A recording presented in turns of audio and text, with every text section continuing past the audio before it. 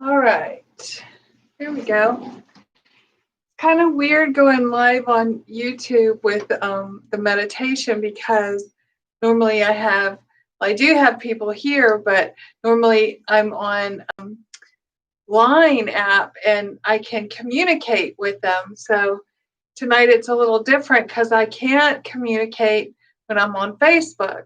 I mean, on YouTube. So um, we're going to see how this works because it's a little bit different. We're trying something different because we want to reach a lot of people.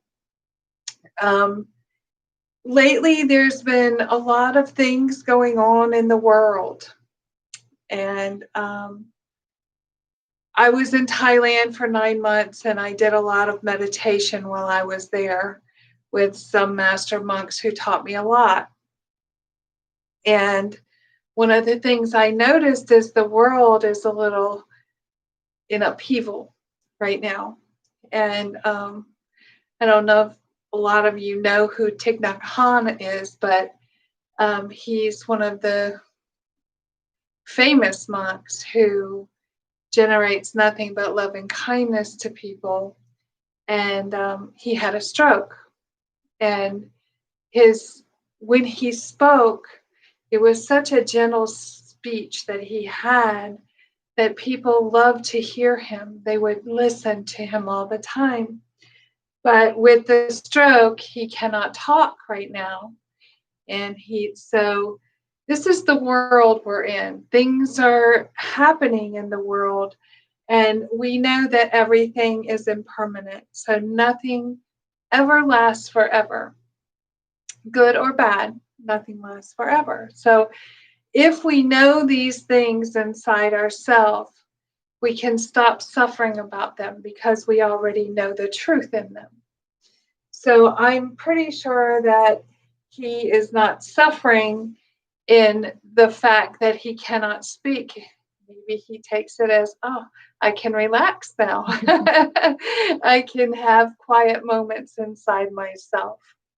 Because a lot of times when we spend our life, um, teaching others and giving to others, we don't take a lot of time for ourselves. I'm not one of those. I do take time for myself because I think it's important. But I have traveled with the monks. I have sat with the monks for a long time. 9 months is a long time to travel with monks, and I can tell you that most of them don't take time for their self, and so they are intent on helping others, and so I'm sure that that contributes to a lot of the things that happen inside their body. So as we go through this, I'm going to kind of tell you that my meditation class is a little bit different because we don't just do meditation. I teach you. I teach you things. We just had somebody else come in, so it's good. We have a group here, but we also have a group everywhere. So it's not just one place. We're trying to reach many. The Dalai Lama is also teaching. He's teaching pretty much the same thing we're teaching, only I teach it in English and he teaches it in Bali or Thai or Tibetan so we're all trying to help the world stop suffering. That's what we're doing. That's the plan. It has nothing to do with any religion, so you can let that go. It doesn't have anything to do with any religion. Matter of fact, any religion can do it. So it contributes to the well-being of everyone in the world. So that's our goal. Our goal is to teach everyone. I'm getting a piece of gum we're sharing. The goal is to teach everyone how to live a peaceful life in unison with each other without having any kind of, hatred toward each other. And this can be done. I know because I went to Thailand and I didn't speak English. I mean, I didn't speak English. I didn't speak Thai. And I was with people who only spoke Thai. And I wasn't from their culture and I didn't know anything about them, but we lived in unison. And it was a beautiful thing. And the force that created that was love. That's what it was. It was loving kindness. They call it metta. We call it loving kindness. Same thing. Doesn't matter what you call it, it's the same thing. You're treating someone with love from your heart. Doesn't matter who they are. Doesn't matter what they look like. Because these are cars that we drive. This body is a car. I use it while I'm in the body. When I die, I won't need this car anymore. That's all it is. If we recognize that, then all these things that people are fighting over goes away. Because it's not necessary. We don't have to fight with each other. If we give each other love, that's all we need. You know, there was a song years ago, all we need is love, right? Yeah, that's it. And it's truth. It's a true thing. We have gotten into a world where we don't see it because everything we see is telling us that we're not good enough. Everything. You know, the TV channels, you know, the commercials on the TV channels, you know, it's election time and boy, they go at each other. Where's the love in that? There isn't any. See, we're taught throughout our life the complete opposite of what brings peace. Complete opposite. Because as long as there's chaos and fear, you are not in control. Someone else is. This is a fact. You know, it's truth. So part of what I teach is called satya. It's called truth. Truth. So I speak truth. If you want to believe it, that's okay. If you don't, that's okay too. Because I'm going to speak truth no matter what. So the truth is that when you're in chaos, when you're in suffering, when you're in fear, when you're in anger, you are not in control. You're out of control, which means someone else is in control. If you recognize these things and bring yourself back into love, see, anything you do other than love creates something inside of you that you don't want. And I'll say that again. Anything you do or say that is not love, it creates something inside of you that you do not want. None of us want to be angry. None of us want to be fearful. None of us want any of these things, hatred, or we don't want that inside of us. We feel the best when we're being loved inside. That's when we feel the best. When somebody comes in and smiles at us and says, I love you. Whoa, that makes you feel so good, right?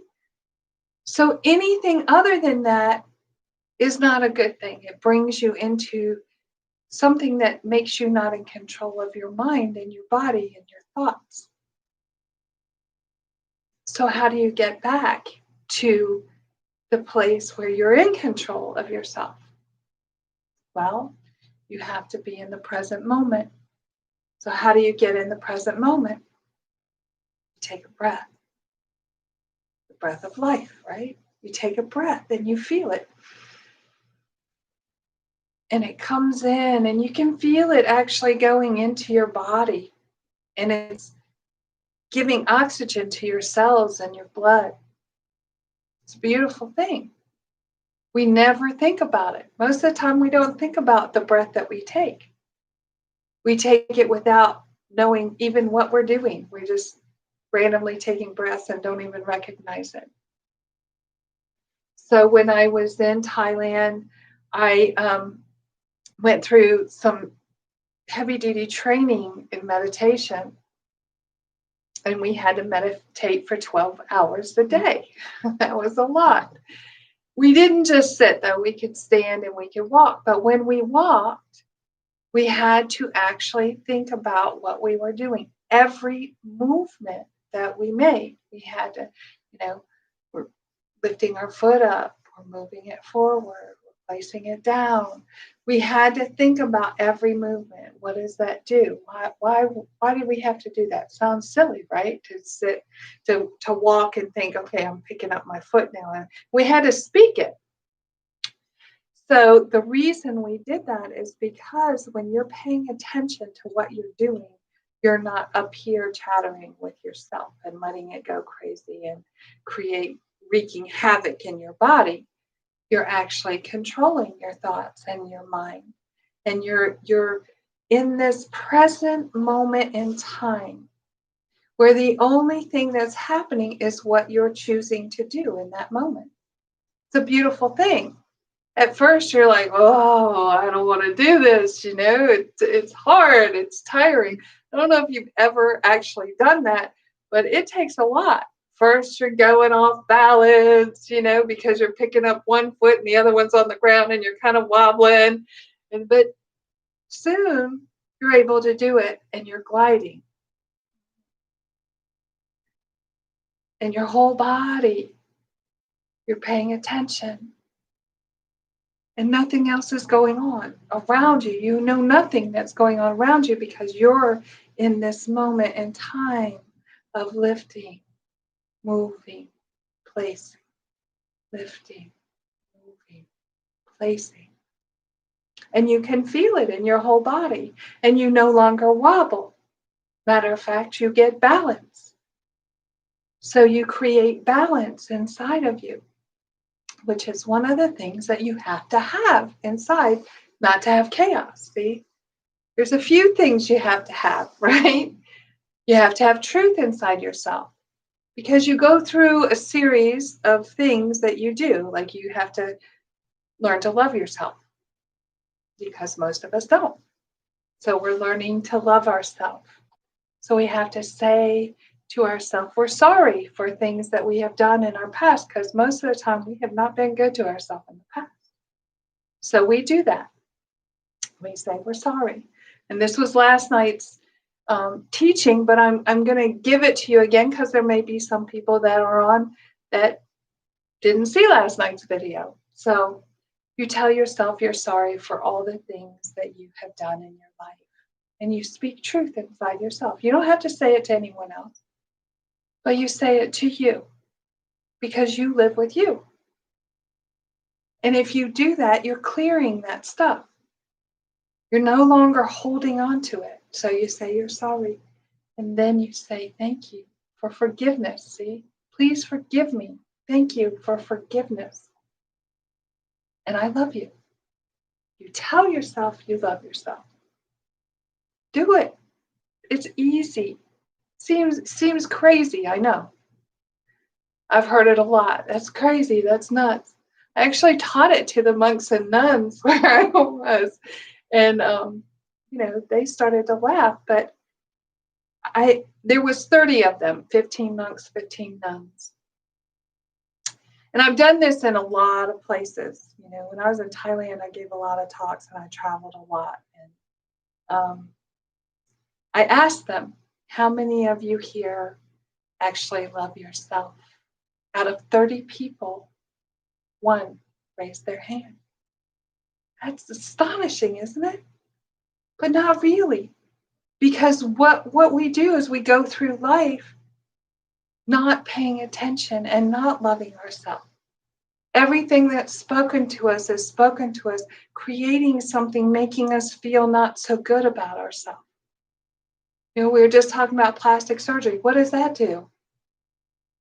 It teaches you you're not good enough, so you have to fix your face. Everything.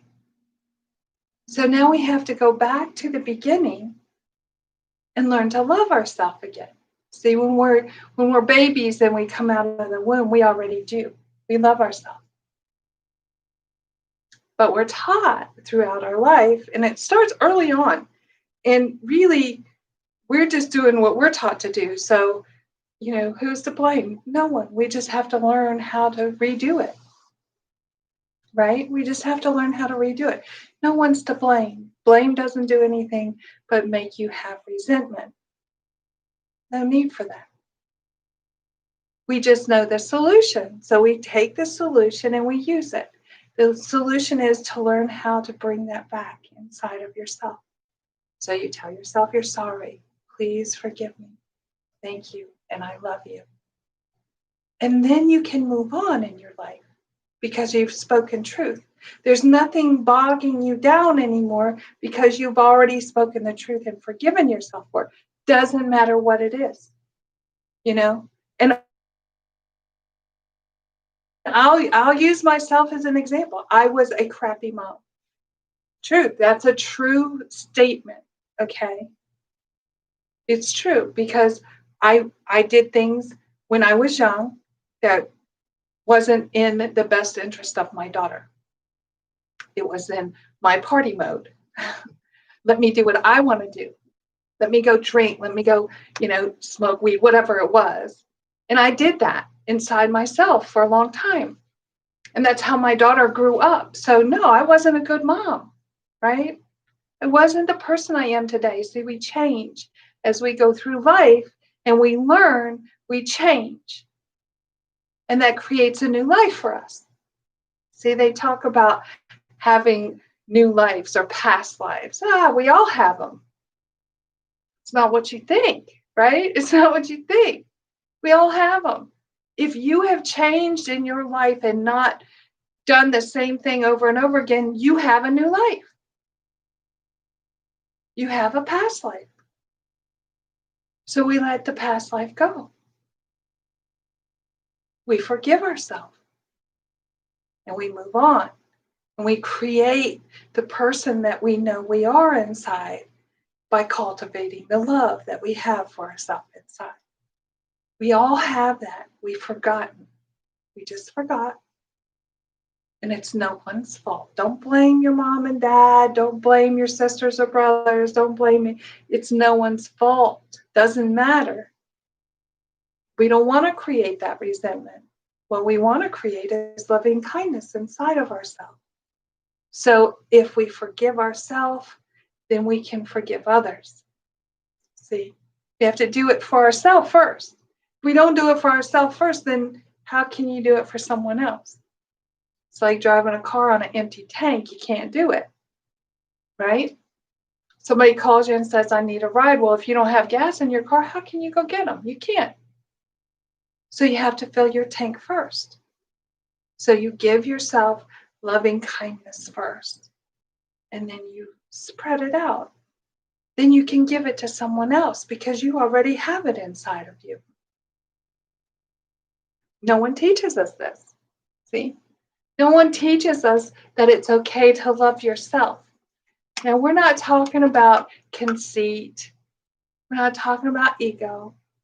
Those are two totally different things than loving yourself.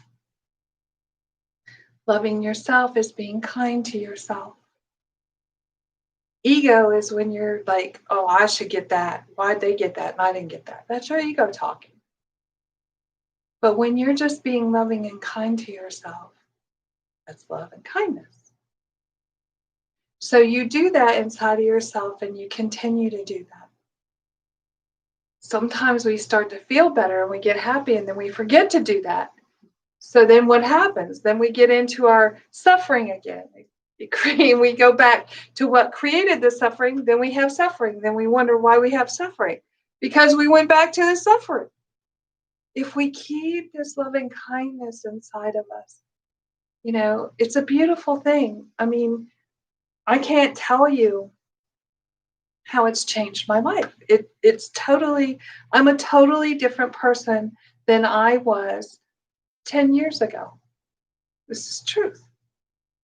Probably even 5 years ago. And some of the people in this room have known me for that long or close. So if we know that we have to give ourselves love, and we do that, we can let the rest go.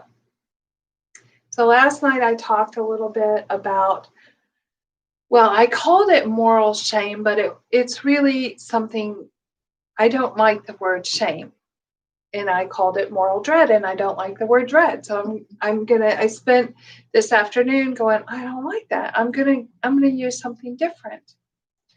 So I'm gonna say that moral shame is having morality for other people. Okay? That's what that means. That means doing the right thing for someone else. And then moral dread is doing the right thing for yourself because you don't want the result of what might happen if you don't do the right thing. See? This is what this means. So if we do that, if we have that, see, we talk about morals a lot in this country, right? We talk about it. Where are the morals? Where have the morals gone? But do we really know what that means? Right? See, we talk about a lot of things, mindfulness. What does that mean? It means paying attention to what you're doing, your thoughts that you're having, the thoughts that you're bringing into your heart. What thoughts are you bringing into your heart? You know, I don't watch TV. Um, Sometimes I walk into a room and TV is on, and sometimes I have to walk back out because I can feel what this is going to do to not only the person in the room, but the millions of people around this world that are actually watching this hatred going on and this suffering going on. What's happening? All we have to do is love ourselves.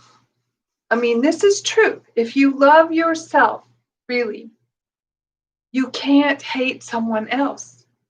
It's an impossible thing. It's impossible.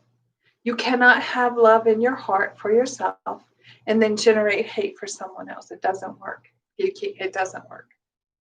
So if you begin with yourself,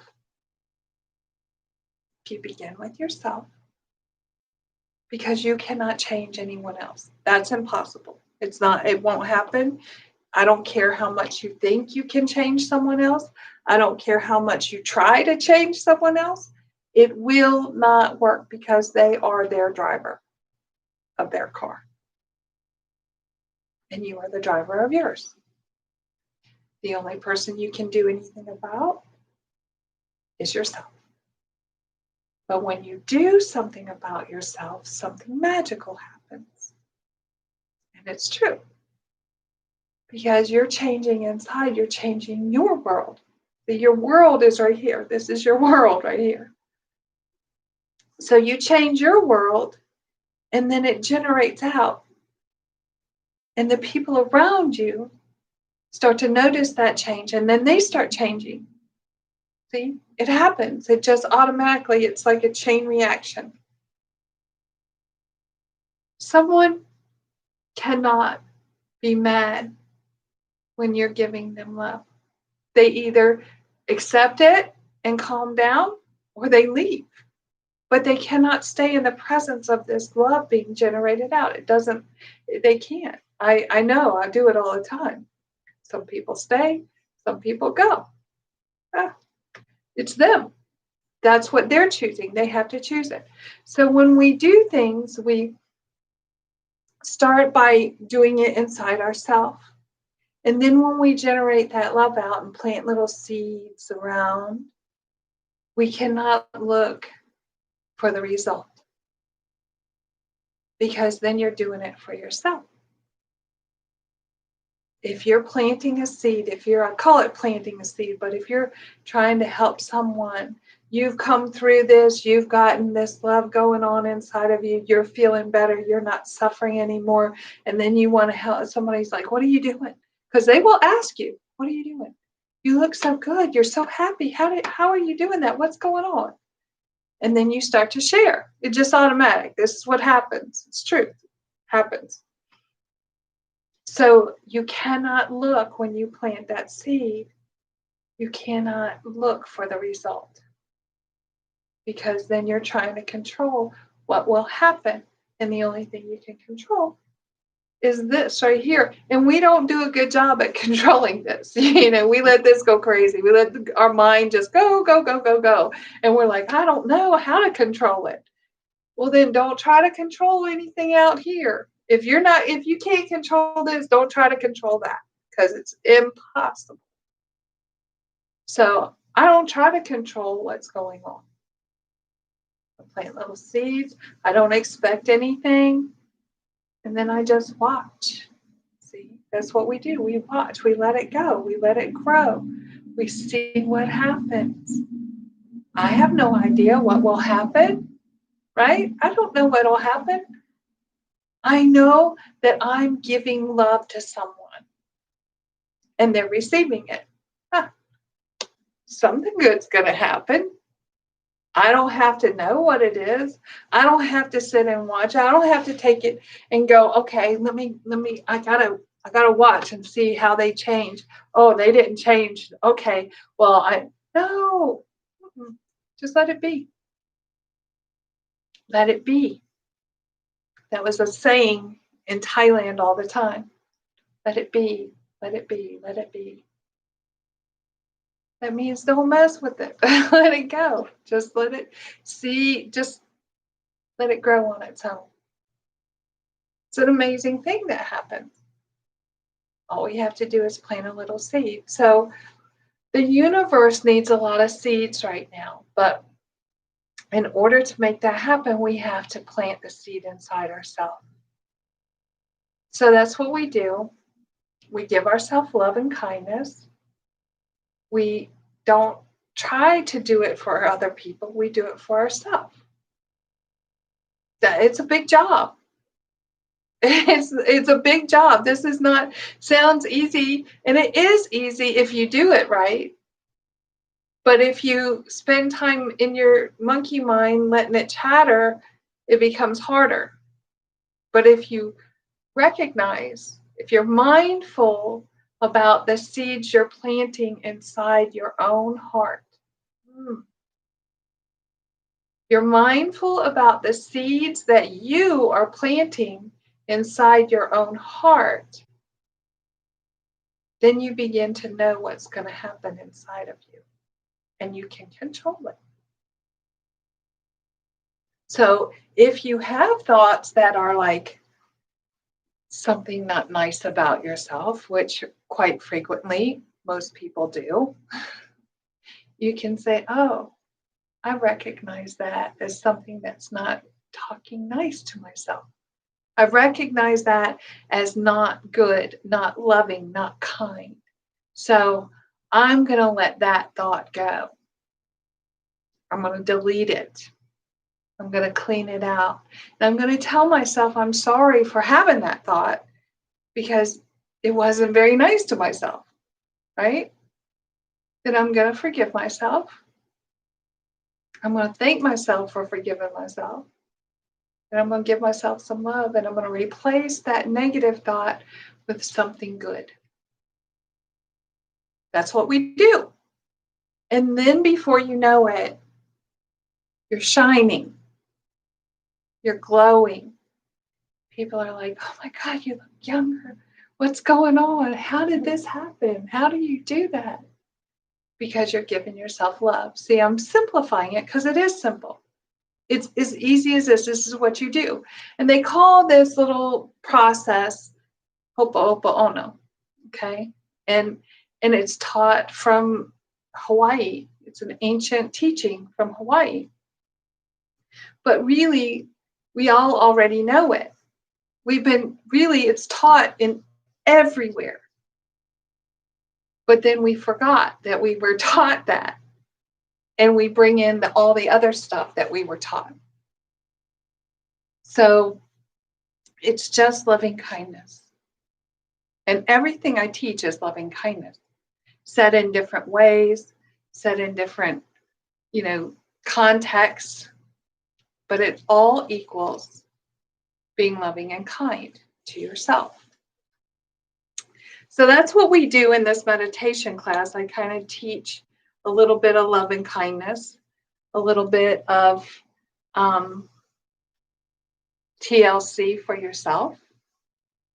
And we actually talk to each other in this class. It's kind of quiet tonight because we're live, and I think they're a little shy, but most of the time we have conversation about, life events, things that have happened in our life this week, or, questions that we may have. I have a question. Okay, Kathy has a question. So as I'm doing the Ho'oponopono, often there are thoughts that come up from the past, and so I ask for forgiveness for myself for those things. Is that something that is normal and typical? Absolutely. So that is something. Yeah. Because some of them were years and years ago, and I'm going, oh, okay, let's just come on in and let's, So that's called cleaning house. You're cleaning your house, see, or your car, or whatever you want to call it. You're cleaning, you're clearing, because those things, anything that we've done in our life is stored, right? We've kept it. In the back, we say in the back of our mind, we've kept it. And we, every now and then, will marinate that little thought back there about something that we did that wasn't so nice or whatever. And last night I used an example of a friend of mine who for 30 years carried something that she did, which I didn't even remember. I did not even remember it. All I remembered was how loving and kind she was. She remembered one thing that she did in 30 years of taking care of children. This woman took care of children that were not her own. She brought them into her house and she cared for them. And for 30 years, one thing that she did haunted her. See, we keep it in the back of our mind, and every now and then it replays until we forgive ourselves and we let it go. So you're just cleaning house, you're clearing, you're doing clearing on yourself. And as you do that, then you can let those things go. Usually, once you do that, it doesn't come back. You're finished with that one. Something else will probably come, but you're finished with that one, depending on how old you are. For me, I'm 56 years old, I've done a lot of stuff in my life. So the clearings took me a long time, right? It took me a long time to get rid of all the junk that I had done in my lifetime. And still, even now, sometimes something will come into my mind and I'm like, whoa, where did that come from? Okay, clear that out, and give myself love. So yeah, that's basically, you're just clearing your mind, because there's a lot of stuff in there that we got to get rid of. And then we're replacing it with love, and it's freeing, right? Yes. It's just, it gives you such a freedom. And the weights, it's like you've been weighted down your entire life. And as you forgive yourself for the things that you've done, those weights start going off, and it gets lighter and lighter and lighter. And pretty soon, that's where the glow comes from, because you've been, and then all of a sudden you're able to sit up and go, oh, I can breathe now, and it's a beautiful thing when that happens. It takes a little time. And the funny thing is that this mind doesn't want to let us go, right? It wants us to stay in the suffering because that's what we're used to. We're not used to being peaceful and calm and in this balanced place, right? We're used to having suffering going on most of our life. At some point, somewhere, there's probably not a day that has gone by in our lifetime that there hasn't been some kind of suffering. That's my Facebook Thailand. Hi, Thailand. They're on a different time than we are. So in Thailand, it's morning, you know. So they text me and say hi and leave me little voice messages, and it's lovely because they're sending me love from Thailand. So it's pretty cool. But so as we do this, our mind, this mind, I call it the monkey mind, will start to pull us back. It will start to try to keep us in the suffering because that is our norm. That's what we're used to. That we're not used to not suffering. So our norm is to suffer. And so when we start to feel good and have like peace in our life, well, something must be wrong. So subconsciously or consciously, sometimes it's conscious, sometimes it's not, you'll start to go back into whatever it was that made you suffer before, because that's comfortable. See, change is not comfortable. Even though suffering doesn't feel good, right? Suffering doesn't feel good, but it's our comfort because that's where we've been our entire life. So that's what we're used to staying in. So as we come out of it, it pulls us back, almost like it's another person going, don't leave me, I want you to stay. Misery loves company, so I want you to be my company, right? But we don't have to listen to it, and sometimes we do. Sometimes we listen to it, we go back into it, and then we have to pull ourselves back out of it because we've already experienced the non-suffering, the peace, and we know how good that feels. So even though we go back into the suffering, we know we can't stay in the suffering. We can't stay in that because we've already felt the peace. We've already felt the calm. Thailand. We've already felt, this beautiful place that we can live in. So even though we go back there and visit, we can't stay there because we already know what calm and peace feels like. And then what happens is the more you come out of it and you understand what's happening, so you're having mindfulness, right? You're giving yourself love. See, this is the process. You give yourself love and kindness, and then you're mindful of what you're thinking. And then you have full comprehension of what that's going to create, right? You understand this thought is going to create this suffering. It's going to make me feel bad about myself, this thought that I just had. So then you start to say, oh, I'm not even going to have that thought anymore because I'm in control of my thoughts. You recognize who's the driver in your car. You are. Nobody else is driving your car. This car anyway. Nobody else is driving your car. You're driving your car. So when you recognize, oh, I'm the driver, so I can control what's coming into my brain. So then you start to do that. And then you have the balance and the peace. So even in situations like, let's in a work situation, our mind, if we're in mindfulness, we know what it is. And let's say that Anna says something negative. I don't have to accept it because it's my world. I accept what I need to. So then it becomes a simultaneous eventually where it's like, oh, boom, Yeah, you don't even respond. Like they can speak whatever they want to, right? But it only affects you if you bring it in and let it affect you. So they can speak, they can say whatever they want, call you whatever they want, say whatever they want. It doesn't mean anything unless you bring it into you and make it mean something. We are taught from early childhood that it meant something. That's why we allowed it Yes. to hurt us. Yeah. We're taught, a lot of people say, don't let them talk to you like that. Stick up for yourself. Why? It only means something if you make it mean something.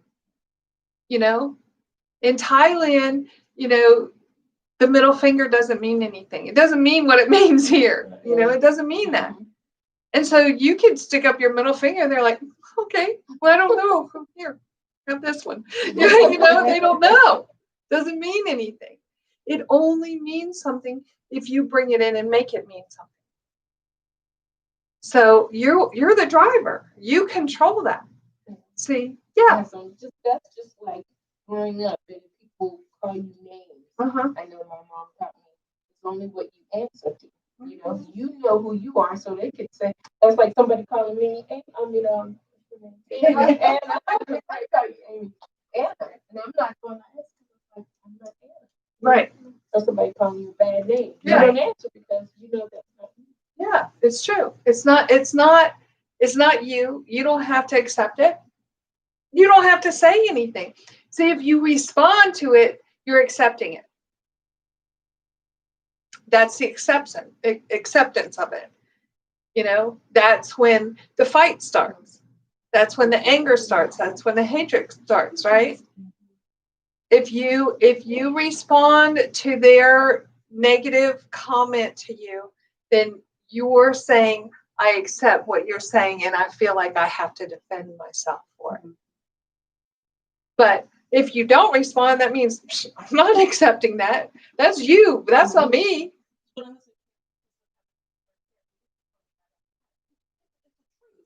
Right. But it was so offensive, and I could never understand myself. Why does it offend me? Right.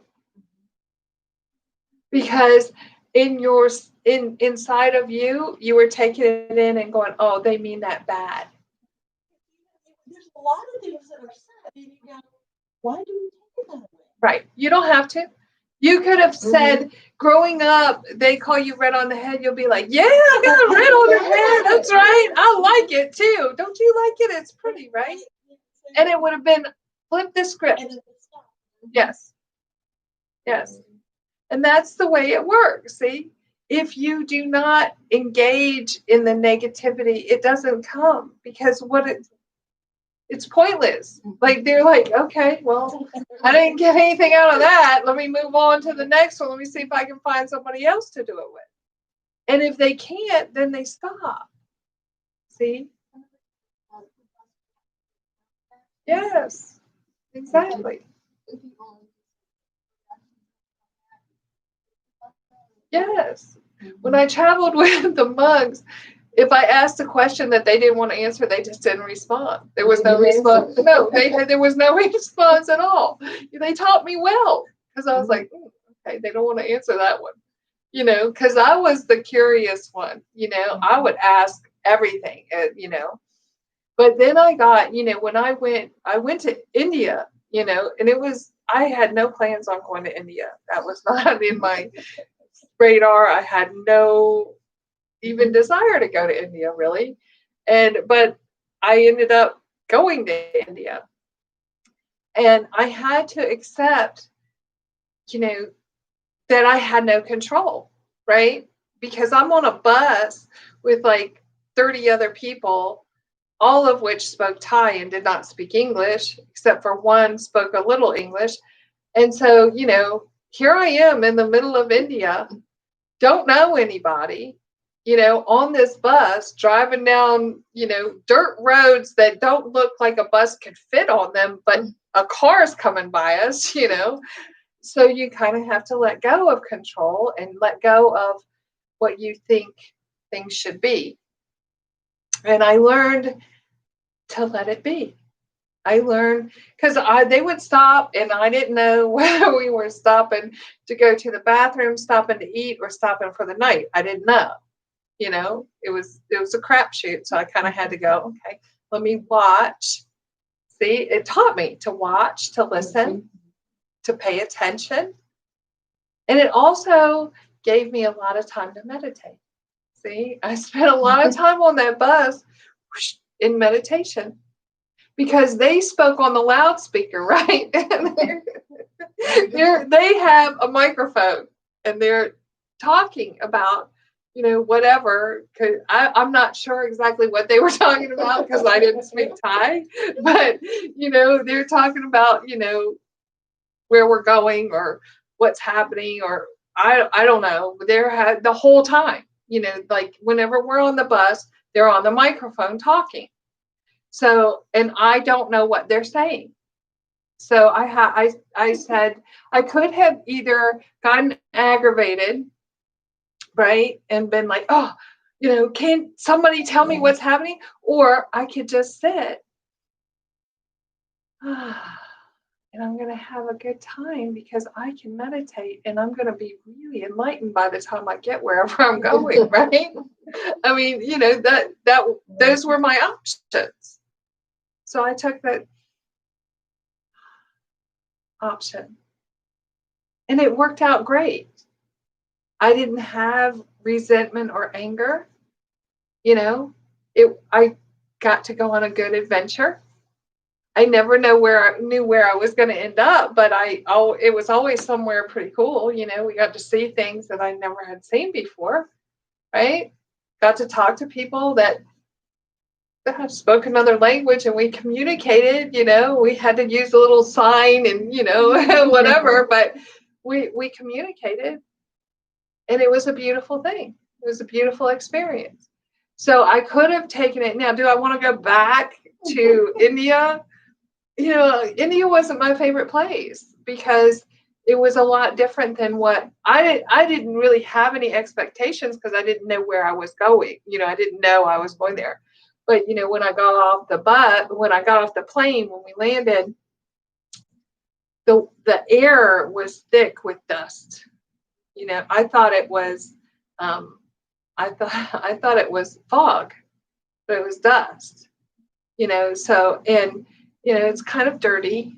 And so do I want to go back? No. Will I? Well, if the opportunity arises that I need to go back to India, yeah, I'll go back.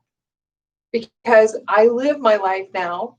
See, it taught me a lot. I live my life now to go where I'm needed, to go where I need to go and not question, just allow it to let it be, let it be. I must have heard that 5 million times. Let it be,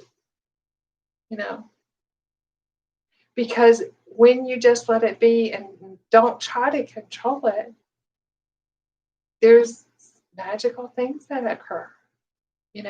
You're guided right where you need to be, and you're placed in places that you need to be to talk to certain people that you need to talk to not only help you, but to help them. And it's a beautiful thing that happens. I made friends. Like I said, they've been dinging me this morning, right? I've made friends and I've been able to help people, and people have helped me from clear across the world. Wow, what a magical thing that is.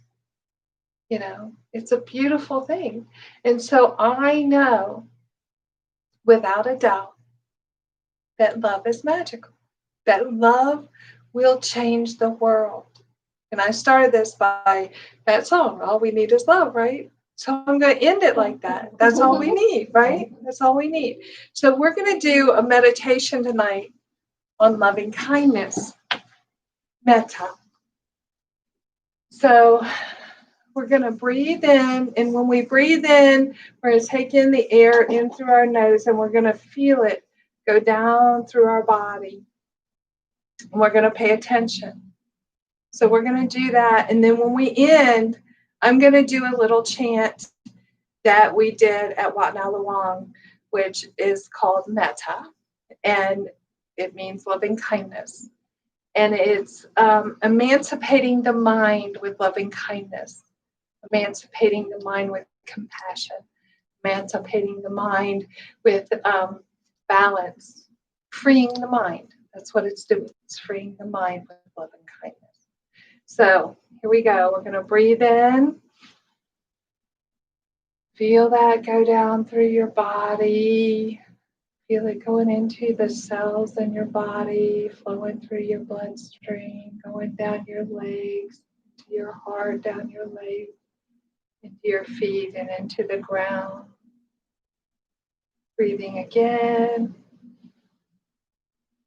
Feel it going in through your nose, down through your throat, into your heart, down through your arms, into your abdomen, down your legs. Feel it in every cell of your body. Breathing in again.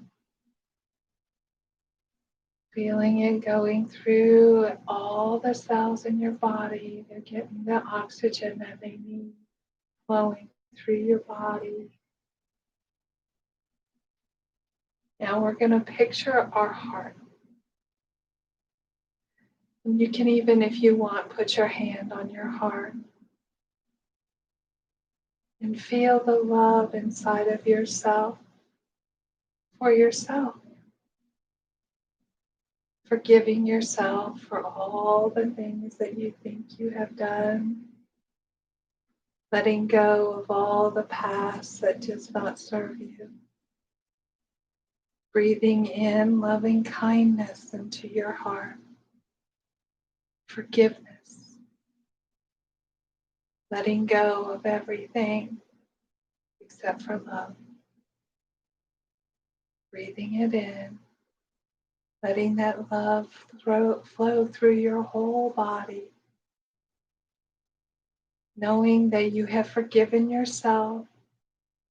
You're thankful that you have taken the opportunity to forgive yourself and give yourself the love that you need. Breathing it in, letting it settle. So we'll just sit for a minute and let that go through your body, that gentle loving kindness. Breathing in and out.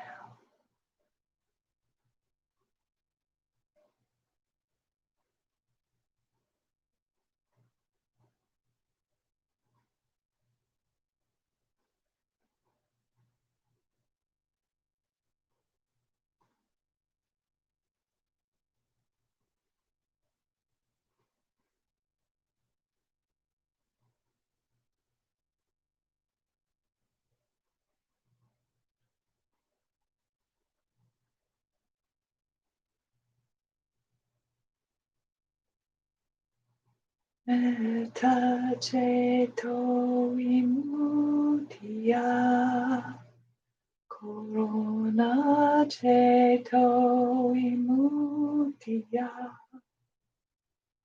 Muttita ceto vimuttaya, Upekkha ceto vimuttaya.